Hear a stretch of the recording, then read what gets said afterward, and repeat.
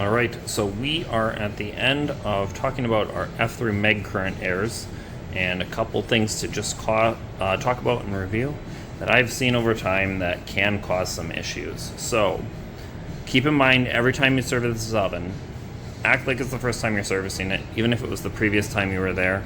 Always try to approach things with a new eye. I forgot that transformer. Maybe we'll put that back in. Things that can happen that just are outside of your control that do make a difference. You can have relays get stuck. They can arc weld together.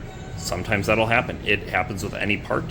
On the other side of it, just because a part is new doesn't mean it's good.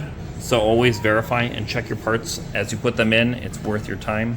And then always make sure you get your wires back where they go.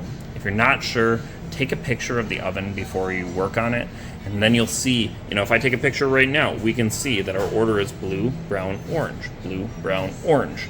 Or you can look in the back, we're brown, blue, orange. Most of these cables are labeled, but not every single cable is always labeled. So always verify. Other things that can cause issues, when you're checking your voltage, like your DC voltages or your AC voltages, if you're not getting 24 volts, don't immediately assume it's your board. It could be your board's putting it out and you have a damaged wire. I have seen that a handful of times. And while you're servicing, always make sure your cooling fans are working.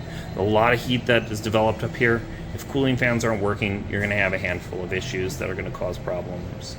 So next, we'll kind of go over troubleshooting our blower motor circuit and how that all works. And then maybe we'll do a little bit on the heating. So I'll see you next week and we'll talk about those items as we go.